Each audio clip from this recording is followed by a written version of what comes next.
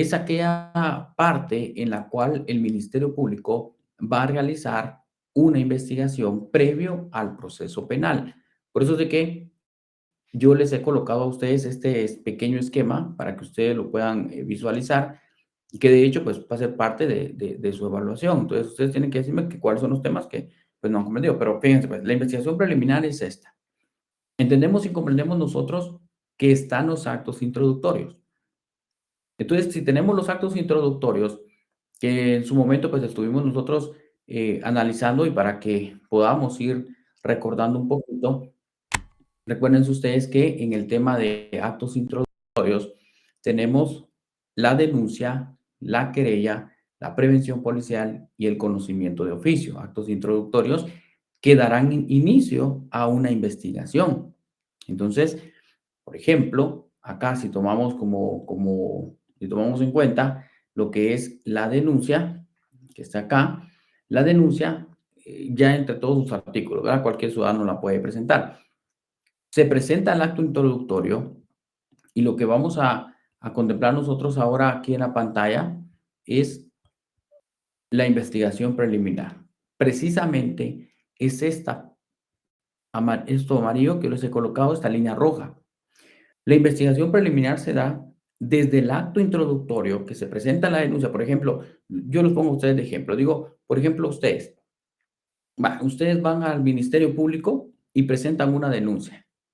A partir de que ustedes presentan la denuncia, en ese momento el MP tiene que investigar para poder determinar quién cometió el delito. Si se puede proceder o no se puede proceder.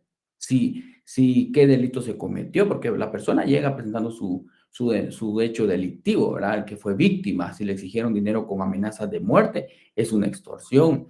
Si solo le dijeron que lo iban a matar, es una amenaza, ¿verdad? Si iba caminando por la calle y le despojaron sus pertenencias con uso de violencia, es robo y así.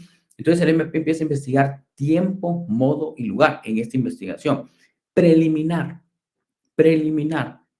Esa investigación preliminar sirve para que pueda darse el cumplimiento de la norma procesal para preparar o prepararnos para llegar a una audiencia de primera declaración.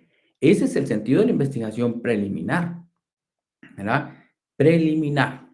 Y el fundamento de la investigación preliminar está en el artículo 309 del Código Procesal Penal. 309. Que hace referencia principalmente a esa facultad de investigación que tiene el MP. Entonces, en esa investigación preliminar, ustedes son los fiscales, investigan preliminarmente y determinan que es un hecho que constituye delito, lo determinan, o puede que en su momento ustedes determinan que el hecho no es constitutivo de delito, ¿verdad? Y tienen que proceder a cerrar el caso. Y en algunos casos pueden considerar ustedes que siendo constitutivo de delito, en algunos casos ustedes se van a dar cuenta que no se puede proceder. Y no se puede proceder porque aunque sea delito, ¿verdad? Porque por ejemplo, usted va caminando por la calle. Sabemos que es un hecho delictivo. Pero, ojo, usted va caminando por la calle, es un hecho delictivo. Sabemos que es robo, pero la pregunta es, ¿quién lo cometió? ¿Ya? ¿Quién cometió el delito? ¿Se puede o no se puede proceder? Entonces, eso es que tenemos que investigar. Entonces, eso es lo que conocemos como una investigación preliminar. Vean ustedes, por ejemplo, este video. Veamos acá, investigación preliminar. Pues vamos a ver si me lo carga. Aquí está, miren.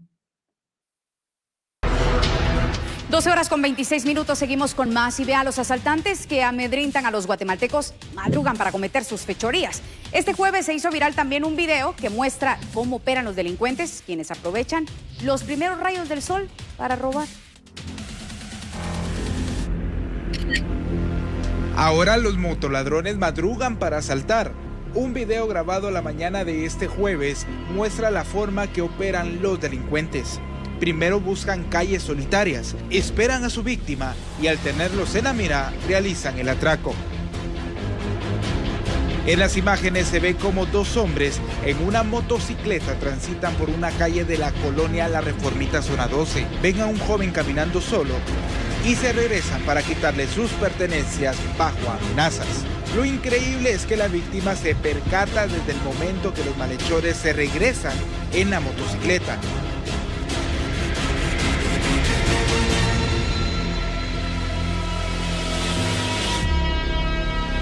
Y ya resignado de lo que iba a ocurrir, saca su billetera, su celular y se los entrega de inmediato. Los asaltantes toman las cosas y se van de la misma. Bueno, entonces, fíjense pues, ese solo es un ejemplo. Ahí ven ustedes el video. Fíjense pues, solo les voy a comentar algo ahí, porque el video sí se reprodujo, creo yo, y sí lo pueden observar, pero sí tienen que tener buena conectividad a internet para que los pueda generar. Recuerden que están a través de no están a través de Zoom, sino que están a través de una plataforma distinta, ¿verdad? Una plataforma especial del instituto. Entonces, esta obviamente pues va a internet, ¿verdad? Para que ustedes puedan tenerlo. Entonces, ahí se está reproduciendo, pero escuchen esto. ¿Quiénes son esos ladrones? Pues ahí se fueron, ¿eh? Misma forma. Entonces, sabemos que es un robo, pero para esto es la investigación preliminar, para que pueda el Ministerio Público saber quién cometió el delito. Ahora, cuando no se logra determinar quién cometió el delito, ¿verdad? El hecho no constituye delito, no se logra individualizar al sindicado o no se puede determinar quién cometió el delito. Entonces, lo que tiene que hacer el Ministerio Público técnicamente es proceder a lo que conocemos nosotros como la desestimación.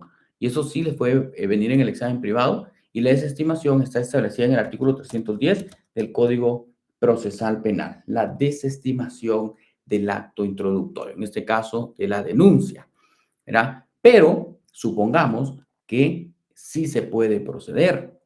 Es decir, que el hecho sea constitutivo de delito. Bueno, ahí lo vemos. Ahora, veamos entonces que se logra individualizar quién es ese delincuente, ¿verdad? Entonces, lo que tiene que hacer el fiscal acá es procesarlo, llevarlo a una primera declaración. Pero para que la persona comparezca a esta audiencia de primera declaración del sindicado, el Ministerio Público debe de tomar una decisión. Y esa decisión que toma el fiscal es poder considerar una medida de coerción. Y una medida de coerción aplicable para la primera declaración, procesar a una persona, esa medida de coerción puede ser la orden de aprehensión que solicita el Ministerio Público o puede citar a la persona a primera declaración. Eso será una decisión que tendrá que asumir el fiscal. Lo cierto es que acá viene algo interesante. Miren aquí en pantalla, les voy a colocar las medidas de coerción para que ustedes puedan recordarlas. Esta puede ser la citación a primera declaración. Hablemos de la aprehensión a primera declaración. Cuando el MP solicita una orden de aprehensión, el artículo 157 del Código Procesal Penal les va a dar a ustedes esta figura procesal. La orden de aprehensión la solicita el Ministerio Público cuando, escuchen esto, existe eminente peligro de que el sindicado se dé a la fuga o intente entorpecer la persecución penal, la investigación. En ese sentido, solicita la orden de aprehensión. O se trata de delitos graves, por ejemplo, un homicidio, un asesinato, hay que aprenderlo. Y la aprehensión, se recuerdan ustedes que es cuando el juez, en primer lugar, la aprehensión la van a ver ustedes en dos sentidos o en dos momentos distintos. La aprehensión que es con orden judicial y la aprehensión que es sin orden judicial. Con orden judicial, el fundamento es el 257 de su Código Procesal Penal. Sin orden judicial, 257 del Código Procesal Penal. Pero cuando se solicita por parte del Ministerio Público una orden de aprehensión al juez es porque se ha cometido un delito y hay suficiente investigación para someterlo a la primera declaración. Recuerden que la Constitución establece que ninguna persona puede ser detenida si no es que existe una orden de juez competente. Esa es la orden de aprehensión. O también se da la posibilidad de que la persona pueda ser detenida sin orden judicial. Es lo que conocemos como delito flagrante. ¿Qué es delito flagrante? Cuando los delincuentes son sorprendidos en el momento mismo de cometer el delito. Eso es lo que vamos a entender por delito flagrante. Entonces, la policía va pasando y ve que están despojando sus pertenencias a alguien. En ese momento la policía llega y lo detiene. Ese es delito flagrante. Eso sí se los van a preguntar en el examen privado, porque eso sí lo tenemos que saber. Y en su examen parcial, sí lo tenemos que saber. Ese es delito flagrante. Entonces, esos son los supuestos por los cuales una persona va a ser detenida. Y será presentada ante el juez. ¿Para qué? Para que el juez proceda a escucharlo en primera declaración del sindicado. Es decir, para que veamos nosotros al sindicado sentado en la sala de audiencias para que se pueda desarrollar esa primera declaración. Pero ojo, aquí hay algo importante. Recuérdense que la policía tiene un plazo que es el plazo de 6 horas luego de que se detiene a la persona. ¿Para qué? Para ser presentado ante juez competente. Ese es el plazo de las 6 horas. ¿Y dónde se fundamenta? En el artículo propiamente 6 del Código, 6 de la Constitución, ¿no? 6 de la Constitución, están a 6 horas desde que lo detienen. Yo siempre les voy poniendo a ustedes, los voy poniendo ejemplos. Si ustedes fueran los policías y ustedes detienen a una persona, tienen la obligación de presentarlo ante el juez en un plazo de 6 horas. No puede exceder. Y el juez tiene que resolver la situación jurídica, es decir, escuchar en primera declaración a la persona detenida en un plazo que no exceda de 24 horas. Pero esas 24 horas empiezan a contarse desde el momento de la detención. Entonces, yo siempre les aclaro algo a ustedes, porque les digo que la situación jurídica de la persona, es decir, resolver si quedará sujeta a un proceso penal o será puesta en libertad, eso solo lo vamos a saber en la primera declaración. Pero desde que lo detienen, para poder saber si quedará procesado, hay un plazo de 24 horas. Solo que las primeras 6 horas, ¿se recuerdan? Lo tuvieron los agentes de la PNC. Y el resto, para completar 24, las tiene el juez. Es decir, 6 la PNC y 18 que tiene el juez para entrar y resolver la situación jurídica. Ahí completamos las 24 horas que establece el artículo 9 de la Constitución, el artículo 9 constitucional. Y si en el examen les viene a ustedes que se fundamente, por ejemplo, ¿se recuerdan ustedes? En mis exámenes, pero esa es mi dinámica y ustedes la conocen, es que el examen siempre es a código abierto. Siempre es a código abierto, las respuestas usted las tiene que dar, pero se tiene que fundamentar. Siempre va a ser a código abierto. Y el Código Procesal Penal establece ese fundamento. A mí me gusta que ustedes recuerden los fundamentos, porque tienen que prepararse bien. El artículo 87 del Código Procesal Penal establece ese plazo que son las 24 horas, 87, ¿verdad? Artículo 87 establece el plazo de 24 horas, por eso ahí lo dice, que se celebrará la audiencia de primera declaración dentro del plazo de 24 horas a contar desde la aprehensión, ¿verdad? Eso es importantísimo y pues ya creo que a todos ahí les explicaron en su momento que también nosotros tenemos el respeto a los derechos humanos como un principio constitucional y procesal.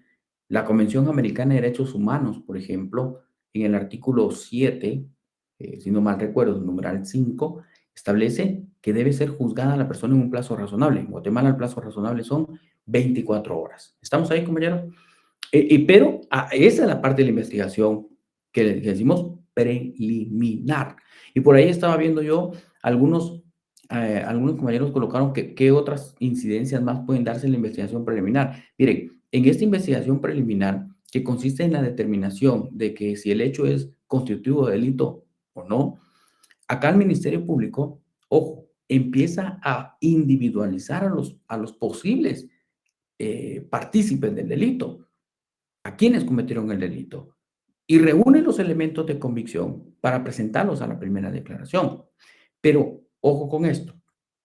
Se recordarán ustedes, si ustedes ahí tienen más a la mano su Código Procesal Penal, pero el artículo 82 del Código Procesal Penal establece propiamente el desarrollo de la audiencia de primera declaración, ¿verdad?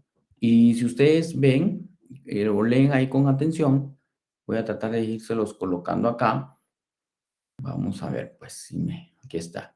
Si ustedes leen con atención, vean ahí el artículo 82, numeral 1. Fíjense que este artículo es la guía para desarrollar la audiencia. De hecho, aquí se lo voy a ir colocando también en pantalla para que ustedes puedan verlo. Y se van a dar cuenta ustedes que, ahí está, vamos a colocárselos. Aquí está, miren. El artículo 82 dice que la audiencia de primera declaración se deberá desarrollar conforme, uno, el juez concederá la palabra al fiscal para que intime los hechos.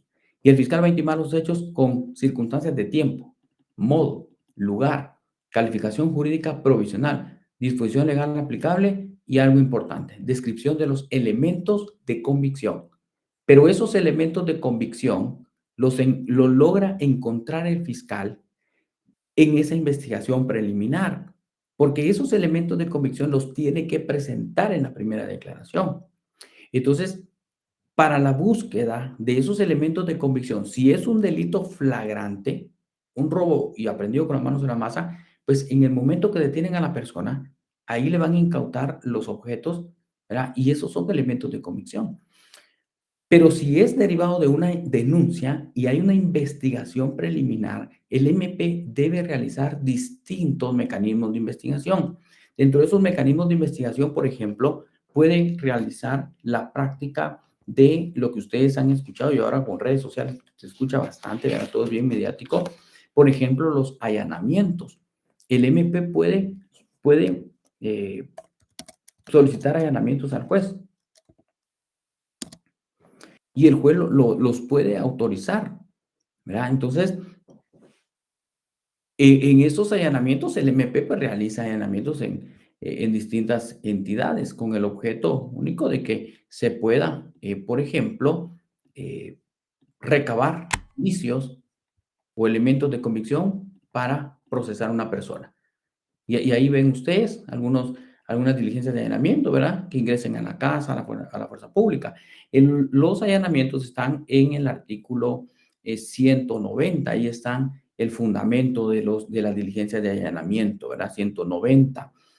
Los allanamientos se van a realizar en un horario específico. Yo creo que no es difícil el recordar que los horarios específicos para la práctica de allanamiento son después de las 6 de la mañana, ¿verdad? Y antes de las 18 horas. Es decir, ahorita estamos siendo las 18 horas con 29 minutos.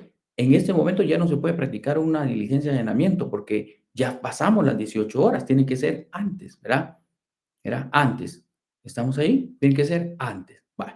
Y ahí vamos entonces entendiendo y comprendiendo qué es lo que pueda pasar en esta etapa. Si el MP logra encontrar indicios, procederá a el secuestro, ¿verdad? Ahí vemos nosotros el arma de fuego, posiblemente el cuchillo, se tiene que embalar, pero eso es algo de una técnica criminalística.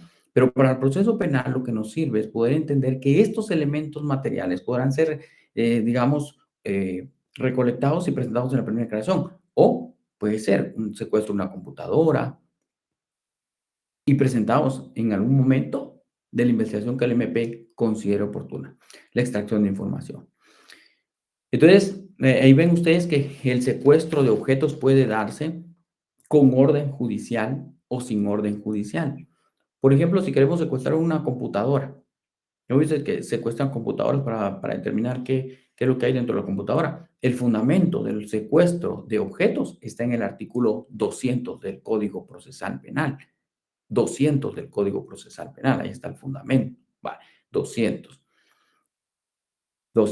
Pero ese artículo 200 establece, ojo, dos supuestos para secuestrar. Uno, que el fiscal tenga orden judicial y dos, que no se tenga orden judicial. El primer párrafo establece con orden judicial es porque el fiscal ha comparecido ante el juez y le ha solicitado a través de una audiencia unilateral el secuestro. Y lo otro es que cuando no se cuenta con la orden de secuestro, pero el fiscal considera que es oportuno secuestrar la computadora, por ejemplo, se la debe llevar secuestrada, pero debe de pedir al juez inmediatamente o presentarle al juez lo secuestrado para que el juez autorice ese secuestro. Porque, ojo con esto, si yo estoy actuando como fiscal, secuestro una computadora, me la llevo sin autorización de juez y empiezo a practicar diligencias de investigación, deviene de la llamada teoría del árbol del fruto envenenado. Es una teoría doctrinaria que les enseña a ustedes la legalidad o ilegalidad de la prueba. Y es lo que dice Karen. La audiencia de ofrecimiento de pruebas. Y ahí es donde vamos a toparnos más en el debate. Bueno, esto es prácticamente de la investigación preliminar. Ahora, esta investigación preliminar, fíjense pues, puede suceder que en esta investigación preliminar el Ministerio Público también considere, y por eso ustedes ahí me van preguntando y yo les voy comentando, puede que podamos llevar a cabo en esta investigación preliminar. Ojo, espero que ya les esté quedando claro qué es investigación preliminar y luego la primera declaración. Ni hemos hablado del plazo motivado por la medida de coerción. Acá se pueden diligenciar anticipos de prueba. Y le voy a contar aquí, Edwin. Fíjese pues. Por ejemplo, precisamente hoy en la mañana estuve en una audiencia de anticipos de prueba, pero el anticipo de prueba está en esta parte, la investigación preliminar. Mire, precisamente coincide. No hemos llegado a la primera declaración. Entonces, sí se puede realizar acá un anticipo de prueba. Y les voy a poner, por ejemplo, un anticipo de prueba. La declaración testimonial de la víctima. Por ejemplo, en un caso de robo agravado, en un caso de extorsión. ¿Y por qué se lleva en este momento? Porque, fíjense pues, la audiencia de ofrecimiento de pruebas la van a encontrar ustedes ya dentro del proceso penal, pero el anticipo de pruebas puede darse en esta parte. Todos en el artículo, vean ustedes el artículo 317 del Código Procesal Penal, ahí se pueden dar anticipos de prueba. Pero voy a poner este de ejemplo fácil para que comprendan. El 317 en su primer párrafo así lo establece. Y establece claramente que cuando el Ministerio Público, ¿verdad? O alguna de las partes, pues, lo considere, la práctica de algunos medios probatorios, dice reconocimientos o pericias, ¿verdad? Pericias ante el INASIF, dice, y que por su naturaleza y características deben ser considerados como actos definitivos que no puedan ser reproducidos. Y aquí viene el artículo 317, vean ustedes, o bien dice, o cuando deba declarar, escuche, un órgano de prueba que por algún obstáculo difícil de superar se presuma que no podrá hacerlo durante el debate. Ahí claramente vemos nosotros, pues, y esto es lo que les estoy dando lectura. Miren, precisamente esta parte del 317. Ahí vemos el anticipo de prueba. Pero ojo, no hay sindicado en este momento. Y vean ustedes, porque si ustedes son los abogados que van a defender al detenido en su momento, porque acá ni siquiera figura como detenido, solo está actuando el fiscal, está la víctima y le pide al juez que lo escuche en anticipo de prueba, pregunta de examen. Si el anticipo de prueba, por ejemplo, se está realizando en la investigación preliminar, debe comparecer un abogado defensor. Por eso digo, investigación preliminar, aquí no hay sindicado todavía, no hay detenido, porque no hemos pasado a la fase de la audiencia de primera declaración. Entonces, investigación preliminar, aquí no hay detenido. Pero fíjense pues, ese artículo mismo, 317, pero bajando un poquito más, lo establece, a ver, 317, ese es por la adolescencia, en ningún caso, voy acá, miren, Este 317 establece en ese último párrafo, acá. Y en caso de no existir imputado, solo estoy en este último párrafo, igualmente se hará comparecer a un defensor público de oficio para garantizar la legalidad de la declaración de la forma testimonial. Asimismo, comparecerá en anticipo de prueba el fiscal, el querellante adhesivo si lo hay, miren, y el juez. Pero llama la atención acá que ustedes comprendan que cuando no existe imputado, investigación preliminar, compañeros, van a hacer comparecer a un abogado defensor de oficio. ¿Qué significa? De la defensa pública penal, para garantizar el derecho de defensa. Porque sabemos que en este momento no hay persona detenida. Estamos en una investigación llamada preliminar, ¿verdad? Preliminar.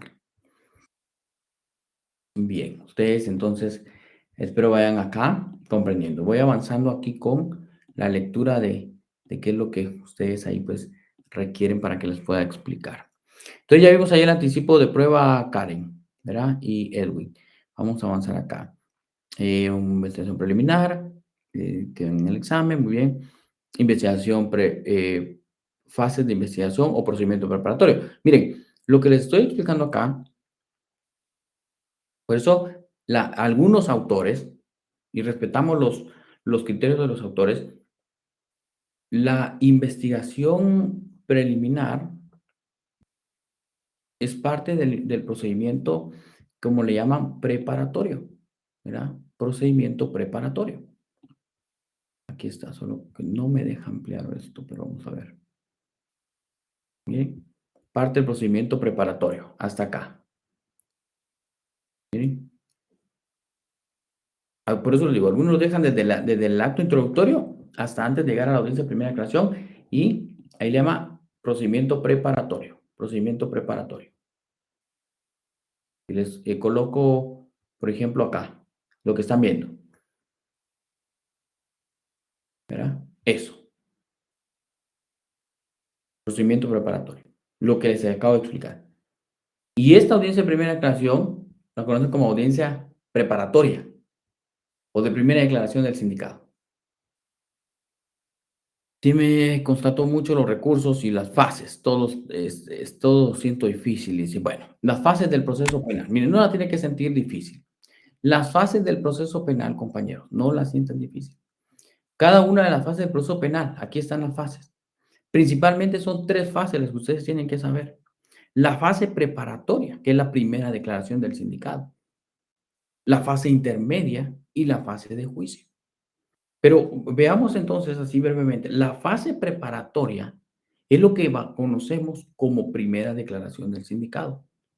Porque en esta primera declaración del sindicato, el juez determinará si la persona debe de quedar sujeta a un proceso penal o quedará en una inmediata libertad. El fundamento de la audiencia de primera declaración es el artículo 82 de su código. No se pierdan. Ese es el 82. ¿Cómo logro comprender si una persona es sujeta a un proceso penal? Está fácil. Porque una persona quedará sujeta a proceso penal única y exclusivamente cuando se dicte un auto de procesamiento. Si se dicta auto de procesamiento, la persona queda sujeta a un proceso penal, lo que le garantiza al Ministerio Público poder avanzar en las etapas procesales y poder considerar que podrá llegar hasta la etapa intermedia. Pero llegar a la etapa intermedia, ojo, para el fiscal, únicamente lo puede hacer cuando existe un auto de procesamiento. Caso contrario, no lo puede hacer. No lo puede hacer.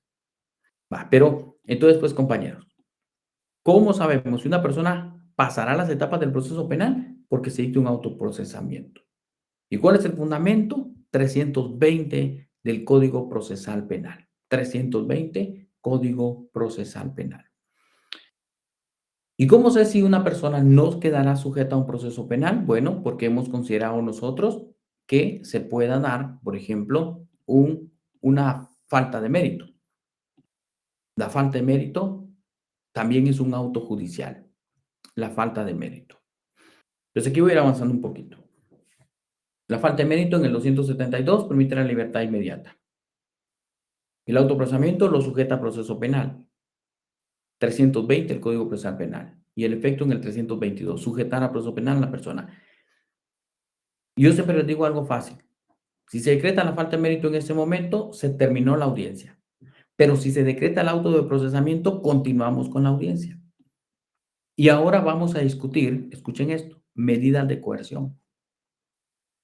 En la primera declaración, entonces, las medidas de coerción que podemos discutir en una audiencia de primera declaración es prisión preventiva o medidas sustitutivas, nada más. Eso es lo que necesito yo que ustedes logren comprender. Pero ir a discutir prisión o medidas sustitutivas solo será posible si antes se ha decretado un auto de procesamiento que sujete a la persona a proceso penal.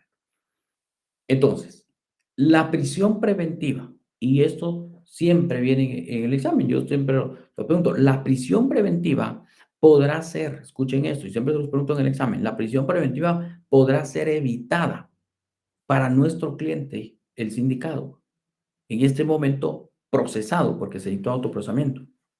Cuando yo y mi cliente, ambos, desvanecemos los dos peligros procesales. El primer peligro procesal que tengo que desvanecer en la audiencia de primera declaración es el llamado peligro de fuga, establecido y fundamentado en el artículo 262 del Código Procesal Penal. Peligro de fuga.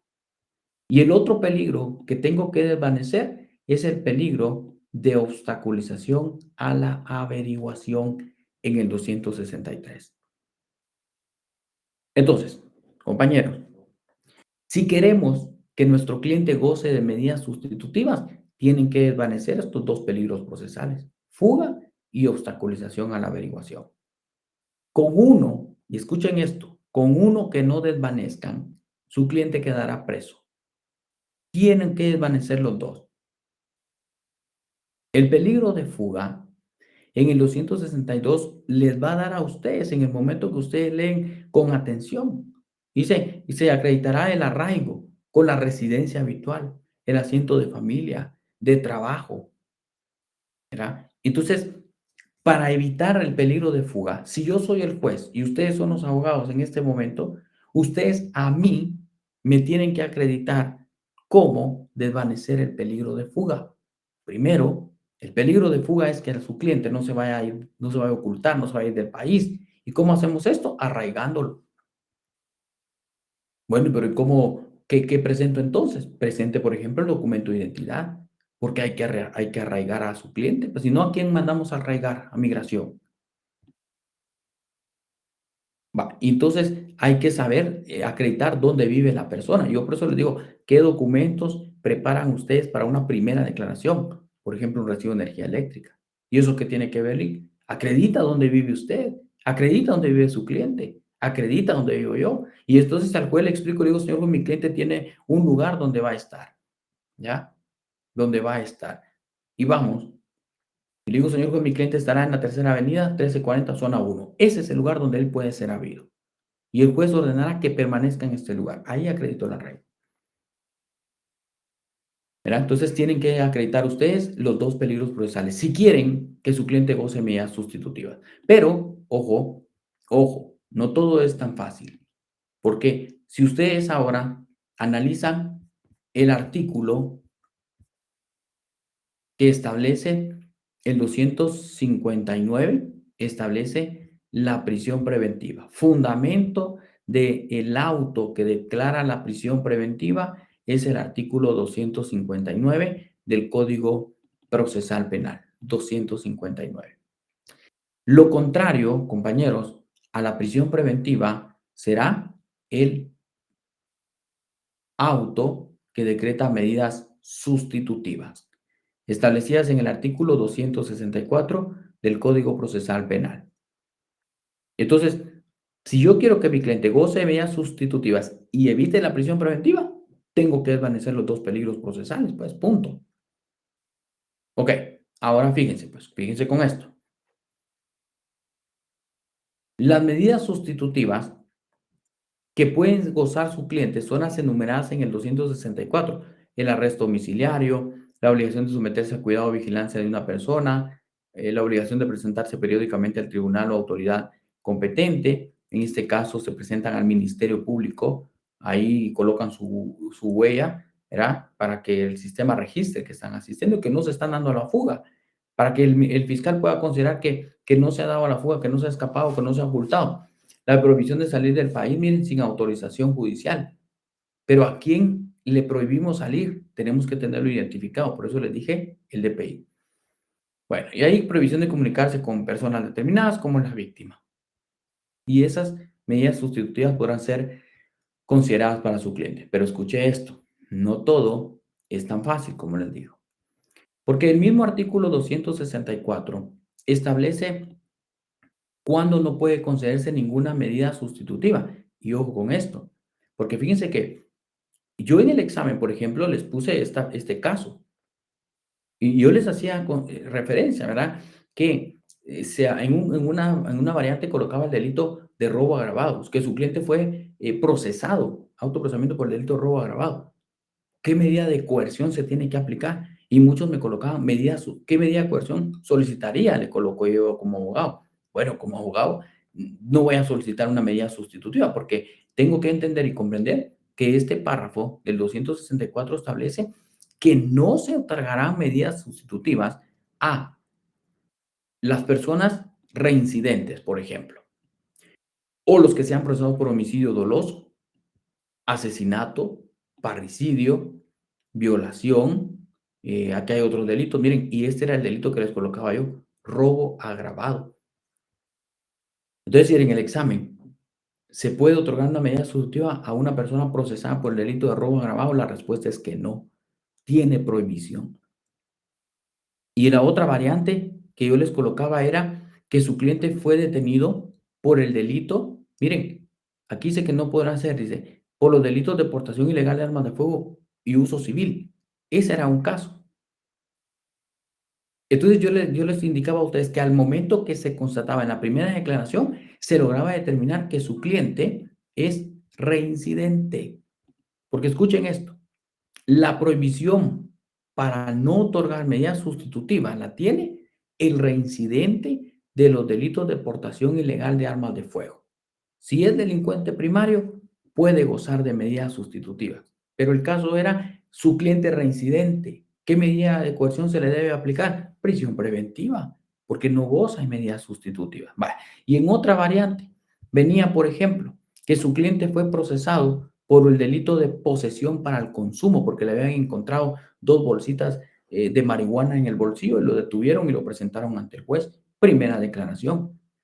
Pero ¿qué medida de coerción se le tiene que aplicar? Prisión preventiva. ¿Por qué? Porque ahí está dentro del párrafo que no goza de medidas sustitutivas. Los delitos de la ley contra la narcoactividad. Que si les viene a ustedes un caso de narcoactividad, no goza de medidas sustitutivas, compañero. Pero es importante comprenderlo. ¿Y dónde está? En el 264. Lo que pasa es que tienen que ustedes darle una leída para que logren comprender cuáles son esos supuestos, ¿verdad? Bueno, hasta ahí creo que vamos avanzando, pues, compañeros, y algo, pues, importante es que ustedes ahí, pues, al final comprendan que dependiendo de la medida de coerción, se podrá decretar un plazo para la investigación. Miren, aquí hay algo fácil que quiero que ustedes recuerden. Porque cuando su cliente queda sujeto a una prisión preventiva, el plazo máximo, escuche Edwin, para que el fiscal investigue ahora, después de que lo ha procesado el juez y presente su acto conclusivo, son 3 meses, prisión preventiva. Pero si su cliente goza de medidas sustitutivas, el plazo máximo que tiene el fiscal para investigar son 6 meses. 6 meses, es decir, que la investigación, vamos a ver acá, aquí está, ¿bien? Aquí está, esta investigación que vemos nosotros acá, que sería esta flechita, entre una y otra etapa. Ese es el plazo de investigación. En este plazo de investigación, pues su cliente podría estar en prisión preventiva o podría estar en medidas sustitutivas, gozando de medidas sustitutivas. Pero hay un plazo máximo. Prisión preventiva hasta 3 meses. Una vez vencido este plazo, el Ministerio Público debe presentar lo que conocemos nosotros como acto conclusivo. Entonces, al vencimiento de ese plazo de investigación, el MP, ¿qué es lo que va a hacer? Presenta su acto conclusivo para llegar a la etapa intermedia.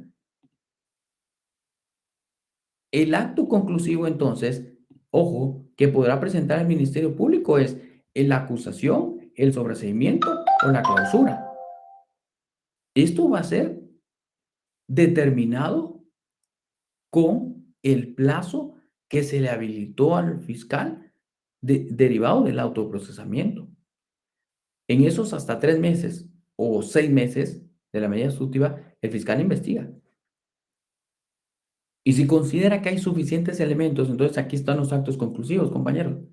Si considera que hay suficientes elementos de investigación, presentará su acto conclusivo. En este caso, podrá presentar una acusación.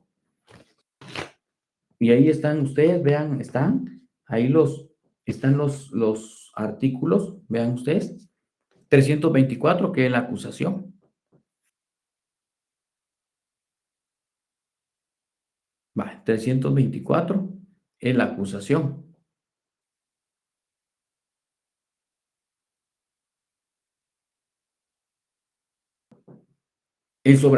Ok, ¿cuándo acusa al fiscal? Yo soy el fiscal, yo decido acusar cuando hay suficientes elementos de investigación que hagan pensar que puedo avanzar a la siguiente etapa procesal.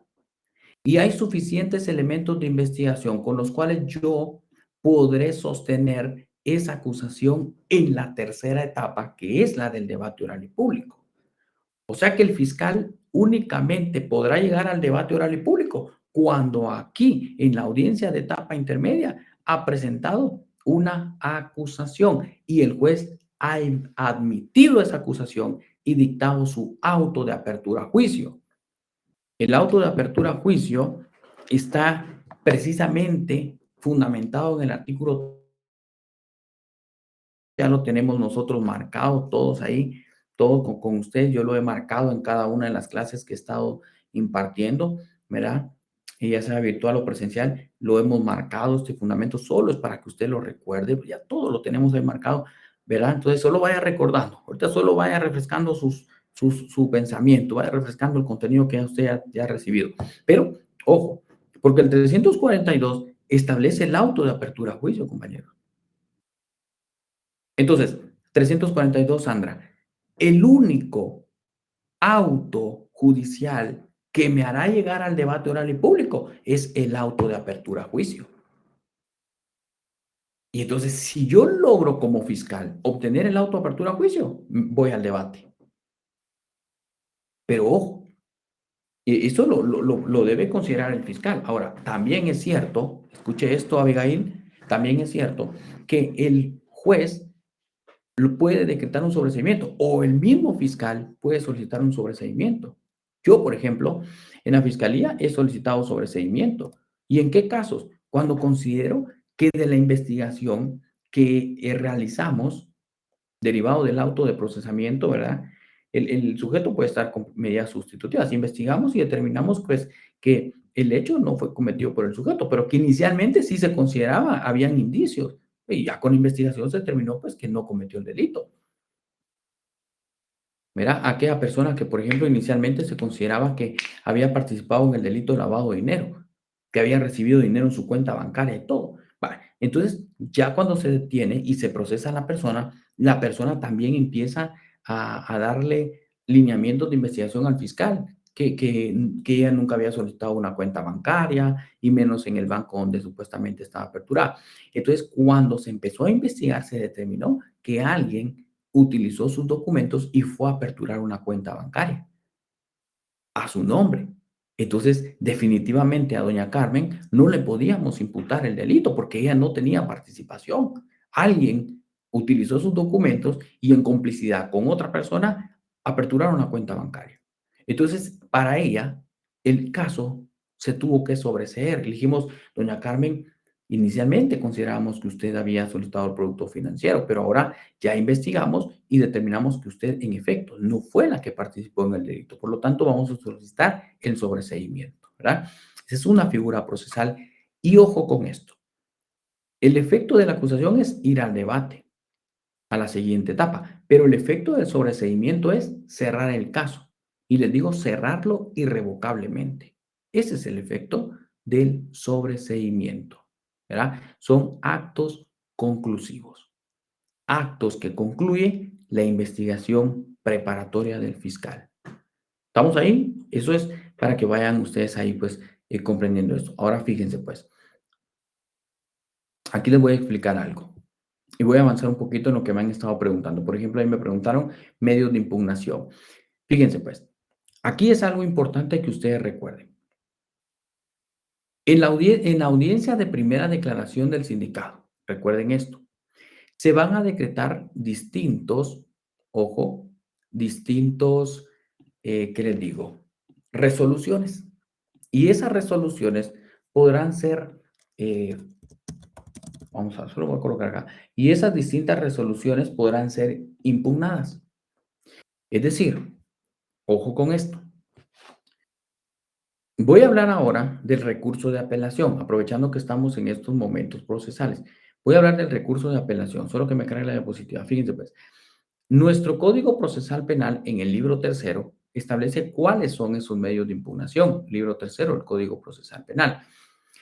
Bueno, no voy a agotar la parte sustantiva, ¿verdad? De explicación, sino que me voy a ir a que ustedes comprendan que hay medios de impugnación llamados ordinarios y extraordinarios. Algunos de ustedes creo que les han dado conforme doctrina. Yo les digo, conforme el Código Procesal Penal, no hay una diferencia.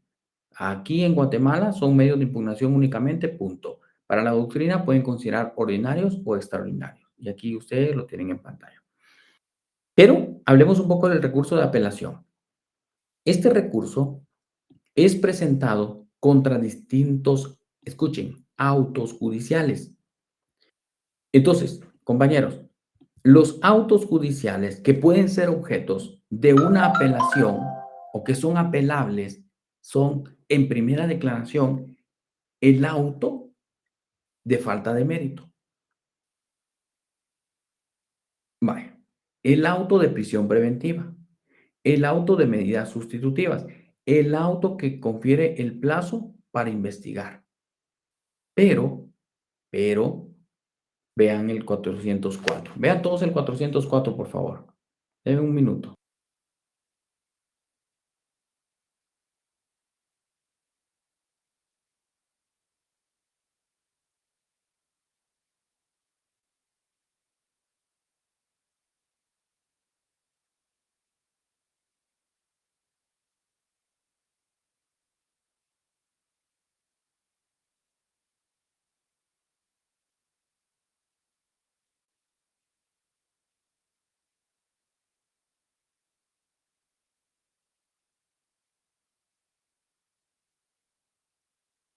Va, entonces, vean pues, compañeros. Vean por qué. Ahí queda determinado claramente en ese 404. Y miren, aquí la clave de saber qué es lo que puede ser impugnado con apelación es el artículo 404. Pero las más comunes que nos van a preguntar en el examen, o que yo por lo menos les pregunto en el examen, es, por ejemplo, ¿qué recurso procede contra el auto de falta de mérito? Recurso de apelación. Contra el auto de prisión preventiva, recurso de apelación. Ahí está en el 400, vamos a ver, la prisión preventiva está en el artículo 404, numeral 9. Ahí está, dice, los que declaren la prisión o imposición de medidas sustitutivas. Por ejemplo, ¿verdad? Entonces, ahí lo van a encontrar. Y ojo con esto. En la audiencia de etapa intermedia, también vamos nosotros a poder encontrar autos judiciales. El auto de sobreseimiento y el auto de clausura provisional están en el 404, numeral 8. 404, numeral 8, ahí está el auto que declara el sobreseimiento. Pero recuerden algo, la facultad de impugnar la otorga la ley y ustedes ahí lo están leyendo. Entonces, si en el examen, por ejemplo, viene un caso en donde yo les hago a ustedes el caso, les digo que el juez, el fiscal acusa, presenta su acusación y pretende llevar a la persona a juicio, pero es criterio del juez dictar un sobreseimiento y así resuelve. Se sobresee el caso a favor del sindicado Pedro, del acusado, queda en inmediata libertad. Si el fiscal no está conforme con esa resolución judicial, ¿qué es lo que hace? Bueno, presenta su recurso de apelación. Pero el trámite del recurso de apelación es importante. Y ustedes tienen que recordar algo. Todo recurso de apelación se va a presentar dentro de los 3 días de notificada la resolución. 3 días. ¿De qué forma? Se va a presentar de forma escrito. ¿Ante quién? Ante el juez que controla o el juez que está dictando la resolución, ¿verdad? Ante el juez se presenta el escrito. ¿Cuál es el plazo que tengo? 3 días, compañeros. No se confundan. Entonces, si estoy en una audiencia de primera declaración, por ejemplo, del sindicato, en una audiencia, estamos en una audiencia como tal, oral, estamos en la oralidad, se decreta prisión preventiva, yo escucho que el juez decreta prisión preventiva en contra de mi cliente, en ese momento, ¿puedo interponer el recurso? La respuesta es que no. Usted tiene que dejar que termine la audiencia. Si su cliente se dictó prisión preventiva en contra de su cliente, bueno, deje que termine la audiencia. Y si su cliente le dice, Lic, apele la resolución, no puede apelar usted ahí oralmente.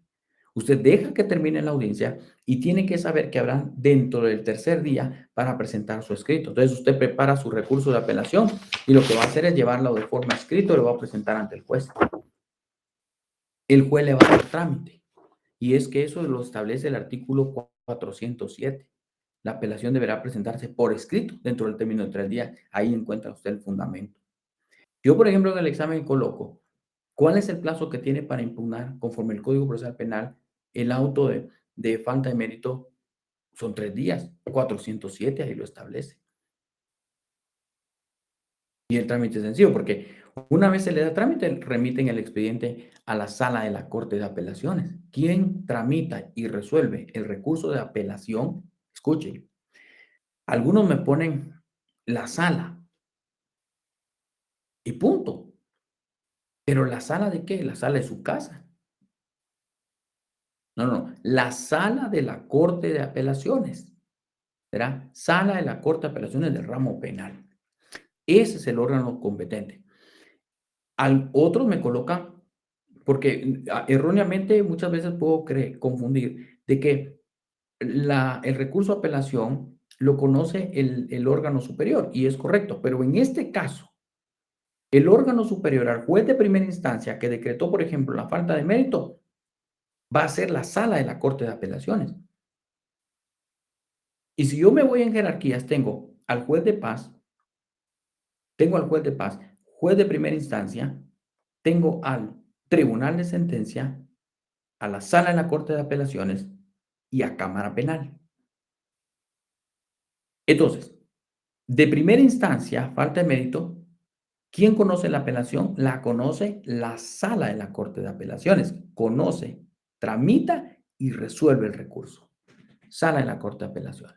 Y ese es el trámite del recurso de apelación, de apelación, ¿verdad? Entonces pueden ser impugnadas. Y ahí ya les he dicho qué resoluciones pueden ser impugnadas, pues, compañeros. Eso, como les digo, pues ya sería que, dependiendo qué es lo que a ustedes les vayan a explicar. Alguien me decía que podemos hablar, Giovanna, pero creo que ya se desconectó Giovanna. Giovanna quería sobre medidas desjudicializadoras, pero veo que ya se desconectó. Entonces, vamos a continuar. Vamos aquí. Buenas noches. No, aquí estoy. Aquí está. Perfecto. Vale. Mire, pues, el tema de las medidas desjudicializadoras, les voy a contar algo así práctico. Miren, pues, hablar de medidas desjudicializadoras es, vean esto, no tener el proceso penal, desjudicializar, desvanecer el proceso penal. Entonces, vamos a comprender algo, que el proceso penal tiene sus etapas, preparatoria, intermedia y debate. Y la etapa del debate oral y público es para discutir inocencia o culpabilidad, que se dicte una sentencia condenatoria o absolutoria. Pero cuando nosotros decidimos aplicar una medida desjudicializadora, es porque lo que estamos buscando es que no se dicte sentencia. No hay sentencia. Miren, cuando hablamos, Karen, cuando hablamos de desjudicializar, no hay sentencia penal. Por lo tanto, al no darse una sentencia condenatoria, no hay pena a imponer, no hay antecedentes penales. Eso es desjudicializar.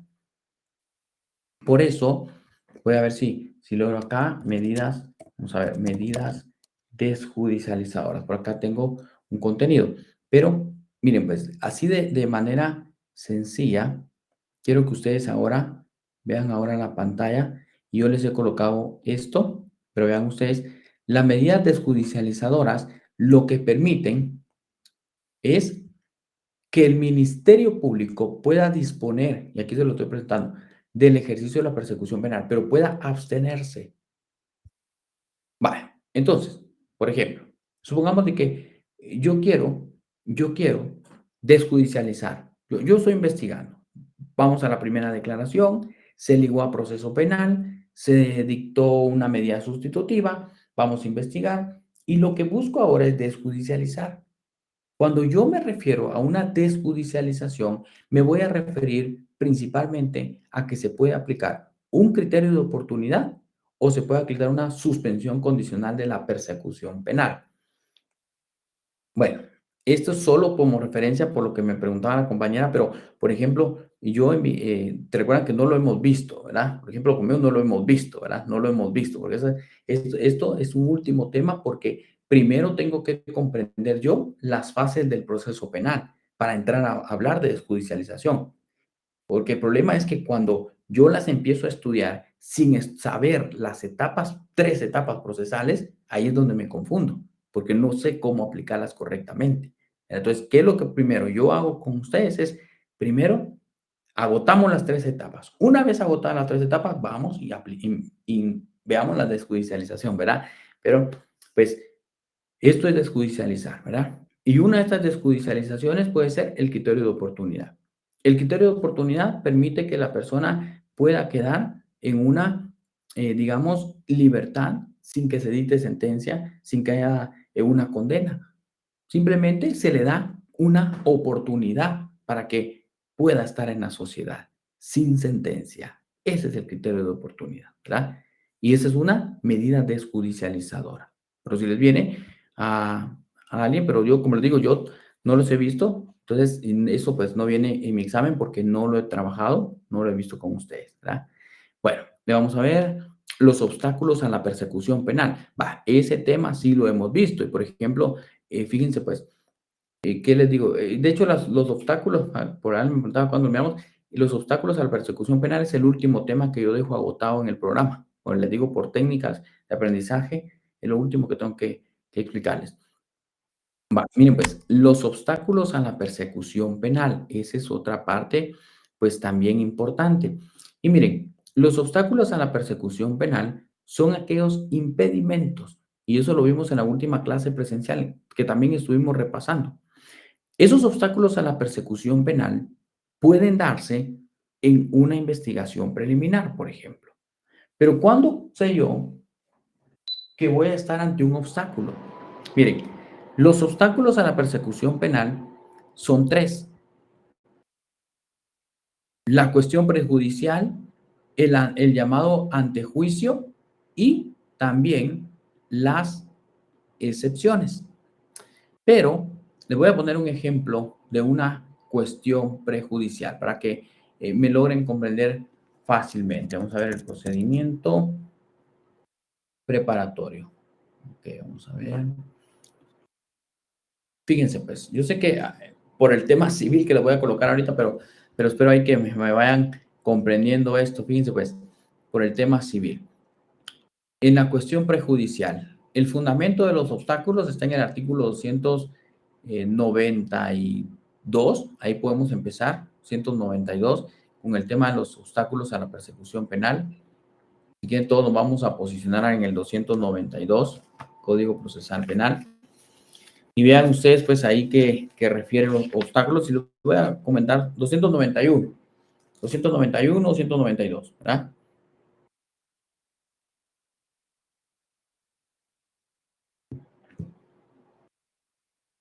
¿Verdad?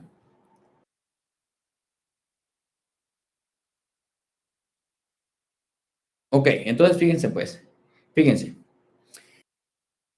Los obstáculos a la, por ahí estaba preguntando, ¿quién estaba preguntando?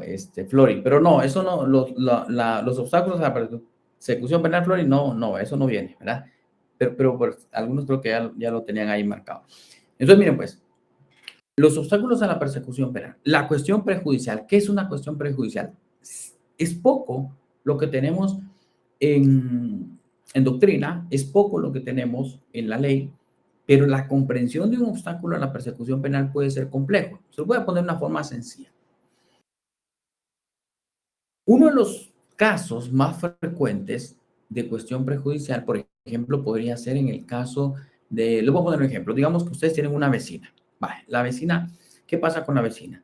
La vecina tiene su conviviente, tiene un hijo, ¿verdad? Tiene un hijo en común. Pero resulta que en un día de estos se separan, se dejan y cada quien agarra sus maletas.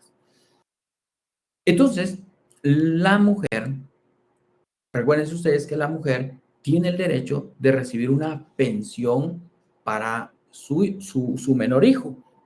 Entonces, ella lo que hace es presentarse ante el juez de familia. Va al juez de familia para presentar su demanda, su trámite para recibir alimentos y, ok, el juez condena a este sujeto a que tiene que prestar alimentos. Hasta ahí creo que vamos bien. Entonces el juez le dice, mire usted, señor Manolo, usted tiene que prestar alimentos y tiene que darle 1.500 mensuales. Ok. Y esto es de derecho penal 2, por ejemplo. Cuando una persona deja de cumplir con su obligación de prestarle los alimentos que por sentencia del juez de familia está obligado, incurre en el delito de negación de asistencia económica. Eso es un delito, eso es penal. Bueno, pero ojo, porque escuchen esto. Cuando una persona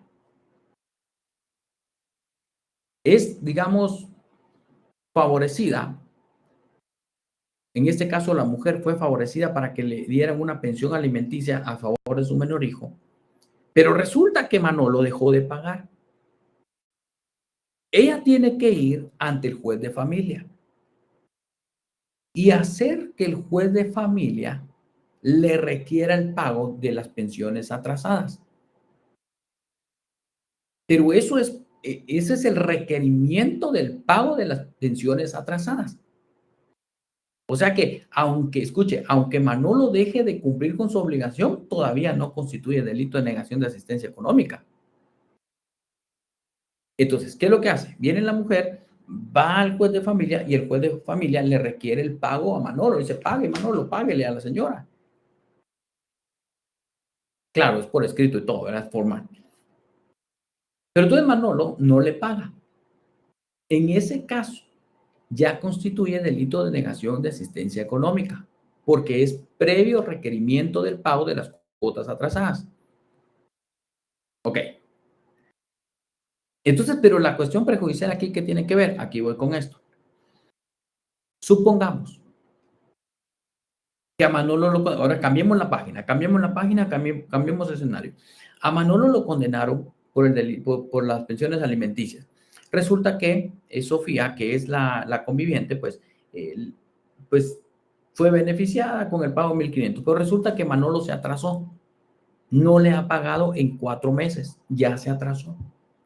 Pero ella, escuchen esto, aquí viene la cuestión prejudicial, Fernando, omite acudir al juez de familia, que es lo que yo les acabo de explicar. Omite ir al juez de familia para que le requieran el pago. Entonces, lo que hace es, en vez de irse al juez de familia, se va directamente al MP y presenta su denuncia por negación de asistencia económica. El fiscal empieza a dar trámite, se va a la primera declaración, entonces ahí es donde procede la cuestión prejudicial. Ahora vean la pantalla para tener un poquito más dinámico acá. Ahí está el juicio de alimentos.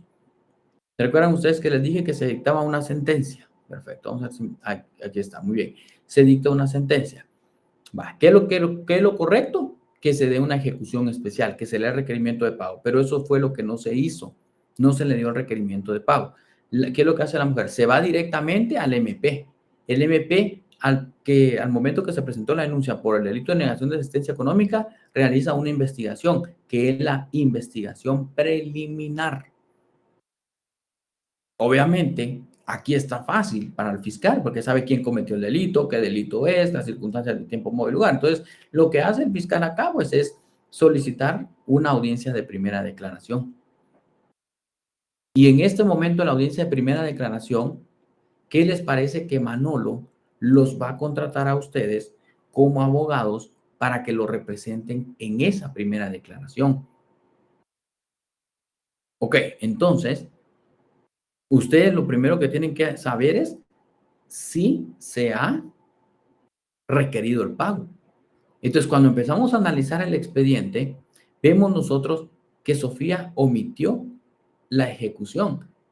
Eso no lo hizo, lo dejó en blanco y se fue directamente al MP. El fiscal solicita la audiencia de primera declaración que está para el 4 de diciembre, programada de este año. Entonces, ustedes dicen, aquí, ojo, el proceso penal no puede continuar. Hay un obstáculo a la persecución penal. Voy a presentar mi obstáculo para evitar que continúe el desarrollo de la persecución penal. Y ustedes presentan ahí su incidente de cuestión prejudicial, cuyo objeto principal es evitar que se lleve a cabo la primera declaración. Por eso se presentan estas cuestiones prejudiciales.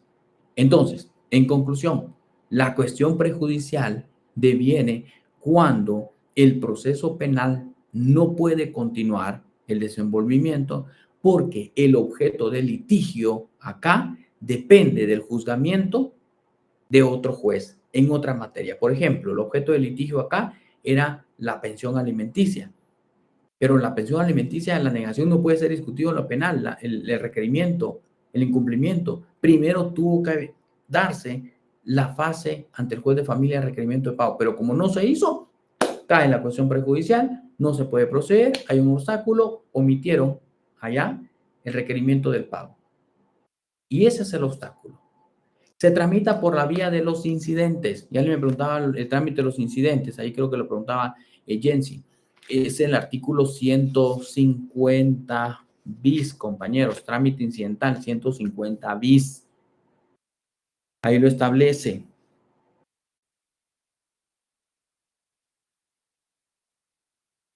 Se presenta el incidente. Ahí está en el 150 bis, compañeros, se va a presentar. Ahí está el trámite incidental, ¿verdad? Solicitará que se pueda dar el trámite incidental. El incidente será promovido sin cumplir con los requisitos. El juez o tribunal deberá conocer el incidente citando al imputado, al MP, a las partes, a una audiencia que deberá celebrarse dentro del plazo de 2 días, si son cuestiones de derecho, y 2 días si son cuestiones de hecho. Ahora, porque si estamos hablando de la pensión alimenticia, es una cuestión de hecho, porque hay que probar, ¿verdad? Que en efecto, pues, no se le dio el requerimiento. Entonces, ahí se da por 5 días, pero se presenta en el momento que encontremos nosotros el obstáculo, lo presentamos, el juez le da trámite al incidente, pero son incidentes, son trámites accesorios al proceso penal común. Ese es un incidente. Entonces, vemos incidentes, 150 bis, y vemos obstáculos a la persecución penal. Vamos a ver, ahí estamos entonces, diligenciamiento de incidentes, ahí estamos, Jensi. Ok. Por favor, ampliar el anticipo, ya lo vimos. Breve preparatorio, muy bien. El video no está, ok, vamos a ver. Disculpe, podría explicar los remedios procesales. Va. Miren, pues, era lo que yo les decía. Los remedios procesales que vamos a encontrar nosotros, si queremos hablarlo como medios de impugnación, fíjense que los remedios procesales, por eso yo les hacía a ustedes esta referencia. Miren, medios de impugnación ordinarios y medios de impugnación extraordinarios. Pero los llamados remedios procesales, escuchen esto. No sé de qué forma se los puedan plantear, pero por ejemplo, yo sí soy bien concreto en poder colocar casos en donde me respondan como medio de impugnación. Porque el remedio procesal es algo doctrinario. En Guatemala no tenemos remedios procesales, en Guatemala tenemos recursos, doctrina me da remedios. Pero entonces fíjense pues, los llamados remedios procesales, escúchenme aquí, diferencia entre remedio procesal y recurso procesal. El remedio procesal es aquel medio, llamémosle, o aquella facultad de poder contradecir una resolución, pero lo que hago yo es que impugno una resolución judicial que no me es favorable. ¿Y por qué remedio? Porque esa misma impugnación la va a conocer el mismo juez que ha dictado su resolución. A ver si me explico. Es como, por ejemplo, ¿se recuerdan ustedes el auto de prisión preventiva? ¿Qué recurso procede? Recurso de apelación. Pero yo presento recurso de apelación ante el juez de primera instancia que decretó la prisión preventiva y en una segunda instancia conoce la sala de la Corte de Apelaciones. Ese es un recurso. Recurso que permite elevar el expediente y que lo conozca un órgano superior. Ese es un recurso. El remedio sería en lo siguiente. Por ejemplo, que el juez de primera instancia decrete auto de prisión preventiva. Yo presento mi impugnación ante el juez de primera instancia y es el mismo juez de primera instancia el que entra a conocer y resuelve el recurso de apelación. Y él mismo decide si considera o reconsidera o no la resolución. Ese es remedio y recurso. En Guatemala, lo que podemos conocer como remedio procesal en Guatemala es un recurso y es el recurso de reposición. A través del recurso de reposición, yo lo que busco es que el juez que ha emitido su resolución sea el mismo juez que reconsidere su resolución. Va, yo soy el juez. Yo emito, por ejemplo, una resolución. Esa resolución puede ser decretar el abandono de la defensa de ustedes, pues. Ok, entonces, ustedes me impugnan esa resolución, que yo voy a emitir un decreto. Ustedes me impugnan esta resolución judicial a través del recurso de reposición. Yo entro le doy trámite al recurso de reposición y yo mismo lo entro a conocer. Yo mismo resuelvo y yo mismo considero si mi resolución se confirma o si revoco mi resolución que decretó ¿qué les digo? El abandono de la defensa. Ese es el remedio. ¿Estamos ahí? Y ese es recurso de reposición, ¿verdad? Recurso de reposición. Recurso de oposición, compañeros. Ese remedio procesal. Todos los obstáculos a la persecución penal son por la vía incidental. La respuesta es que sí. Sí es por la vía incidental todo, compañeros. Todos los obstáculos a la persecución penal por la vía incidental. Bah, y alguien me decía la audiencia de ofrecimiento de pruebas. Miren, en el tema de la audiencia de ofrecimiento de pruebas, ustedes tienen que saber algo concreto. Algo concreto corresponde a que ustedes puedan comprender acá que la audiencia de ofrecimiento de pruebas es aquella audiencia que se fundamenta en el artículo 343 del Código Procesal Penal, compañeros. 343. 343. Uy, aquí me dio. Espérenme, ustedes creo que no sé si logran ver. Solo denme un.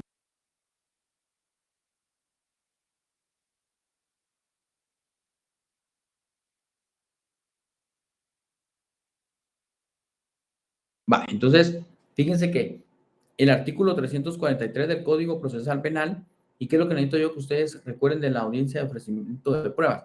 Que la audiencia de ofrecimiento de pruebas, escuchen esto, será evacuada en la siguiente forma. Fíjense pues, la audiencia de etapa intermedia, al admitirse la acusación, permite que vayamos al debate oral y público. Eso es cierto, vamos al debate oral y público. Pero en el debate oral y público vamos a ir a discutir prueba. Y esto también viene, yo se los he preguntado en el examen. Escuchen esto. Pero antes de llegar al debate oral y público, tenemos que pasar por una audiencia y esa es la llamada audiencia de ofrecimiento de pruebas, que esta audiencia es después del que discutimos la audiencia de etapa intermedia. Por eso es, si vemos un orden de audiencias en el proceso penal, es audiencia de primera declaración, audiencia de etapa intermedia, audiencia de ofrecimiento de pruebas y audiencia del debate oral y público. Pero la audiencia de ofrecimiento de pruebas únicamente si se admite la acusación y se decreta la autoapertura a juicio. Al tercer día, artículo 343, se va a discutir la audiencia de ofrecimiento de pruebas. Y yo les he dicho algo sencillo a ustedes. El artículo 343 nos da a nosotros la enseñanza de cuál es la prueba que se va a poder presentar en juicio. Y fíjense que la prueba que se va a presentar en el debate oral y público, la prueba que vamos a llevar al debate oral y público es la siguiente. Únicamente hay 3 bloques de prueba. Y aquí no nos perdamos. Los 3 bloques de prueba serán la prueba de peritos, testigos y otros medios de prueba. Peritos, testigos y otros medios de prueba. Es únicamente esa parte. Entonces, en la audiencia de ofrecimiento de pruebas, yo lo que voy a hacer es ofrecer única y exclusivamente, ¿verdad? Esta. Si hay peritos, si hay testigos y otros elementos probatorios. Ok. Pero escuchen esto. ¿Cuáles son los requisitos que debe de tener una prueba para ser admitida? ¿Cuáles son los requisitos? Y entonces vemos nosotros lo que establece el artículo 343. Vea el 343 del Código Procesal Penal, pero quiero que usted se vaya al último párrafo. Y esto es lo que yo les he preguntado a ustedes. Y no está difícil. Cuando a mí me preguntan cuáles son los requisitos que debe cumplir la prueba para ser admitida, dice, escuche aquí, vea ahí su 343 en su último párrafo. El juez resolverá inmediatamente y admitirá, dice, la prueba que sea pertinente. Pertinente. Entonces, ¿cuáles son los requisitos para que la prueba sea admitida? 1, que sea pertinente. Vale. Y rechazará, dice. ¿Cuál es la que rechaza? Rechaza la prueba abundante, innecesaria, impertinente o ilegal. Y está clara la norma. ¿Cuál es la prueba que debe admitir el juez de primera instancia? La que sea pertinente. Lo contrario a lo abundante, lo que no sea abundante. Lo contrario a lo innecesario, lo que sea necesario. Lo que sea pertinente y lo que sea legal. Porque la que va a rechazar es la abundante, innecesaria, impertinente o ilegal. ¿Verdad? Eso es lo que yo, pues en su momento les he preguntado a ustedes. Y hay otra, por ejemplo, esta prueba, como les digo, será la que deberá llegar al debate público. Al debate oral y público es la prueba que va a llegar y que será valorada por el tribunal de sentencia, compañeros. Pero el tribunal de sentencia valorará la prueba en su orden que sea presentada. Y ojo con esto, pregunta de examen. Yo creo que el sistema de valoración de la prueba en materia penal es aquel sistema que está establecido principalmente en el artículo 385, que es la sana crítica razonada. Ese es el sistema de valoración de la prueba. ¿Cómo se valora la prueba en el proceso penal? Conforme el sistema de la sana crítica razonada. ¿Estamos? 385. Y las reglas que rigen la sana crítica razonada son 3 reglas. La lógica, la experiencia y la psicología, compañeros. La lógica, la experiencia y la psicología. Esos son, ¿verdad? La forma en la cual se puede valorar la prueba. Así es que, ya les digo, es parte de lo que tenemos que ir comprendiendo y analizando. Pero, como les digo, no está complicado. Es que tendremos, ¿verdad, compañeros? Tendremos nosotros que ir entendiendo y comprendiendo cómo se va desarrollando el proceso penal en sus etapas. Bueno, por ejemplo, en mi sección, dice hasta qué parte cubrirá el examen. Miren, en mi sección viene todo el contenido. Desde la clase 1 hasta la última clase que hemos visto, ¿verdad? Se recuerdan que nos quedamos hasta el procedimiento abreviado. Ya vimos el procedimiento abreviado, procedimiento de delitos menos graves, el juicio de delitos de acción privada, creo que hasta ahí nos quedamos, ¿verdad? Creo el juicio por faltas, creo que también ya lo vimos, entonces solo me quedó pendiente el procedimiento especial de aceptación de cargos que vamos a ver y medidas judicializadoras, eso no viene, pero ya vienen medios de impugnación, vienen procedimientos específicos, también vienen, ¿verdad? Y todo, etapa preparatoria, intermedia, debate, impugnaciones vienen. Bueno, entonces, compañeros, pues para nosotros en el instituto, pues es bastante agradable y motivante el poder compartir conocimientos con ustedes, ¿verdad? En el instituto, pues ahí que nos dedicamos principalmente a la preparación. De hecho, aquí estoy en penal en las medidas de coerción, ahí está el ICALAN. Nos dedicamos principalmente a la preparación de ya futuros abogados. Ustedes cuando cierren su pensum de estudios, pues ahí van a tener ustedes también pues la oportunidad de poder estar con nosotros y poder prepararse de una forma dinámica. Ahí están nuestros compañeros, ¿verdad? Que han estado aprobando su fase, ya ellos ya se ganaron el título de abogados, principalmente para ser abogados. Tienen que saber ustedes toda la parte procesal, que es la fase pública del examen técnico profesional, ¿verdad? Pero pues gracias al instituto porque nos permite ahí pues abrir su puerta para que podamos nosotros a través de la tecnología llevar a ustedes pues distintos cursos como han estado recibiendo. Solo pues para comentarles que el instituto pues tiene sus aulas virtuales en donde pues se imparten las clases, ¿verdad? Los días sábados y también pues su modalidad de clases virtuales entre semana, ya para pues ustedes en algún momento pues ya podrían ustedes optar a esto. También pues el instituto saca su plan de becas para algunos compañeros que en su momento pues han estado participando en algunas actividades académicas, ¿verdad, compañeros? Ahí pueden ustedes pues optar en su momento. Bueno, pues como les digo, pues ahí está, miren, ahí está parte de la preparación de los compañeros, amplias y cómodas instalaciones. La visión del instituto es prepararlos a ustedes con conocimientos técnicos, jurídicos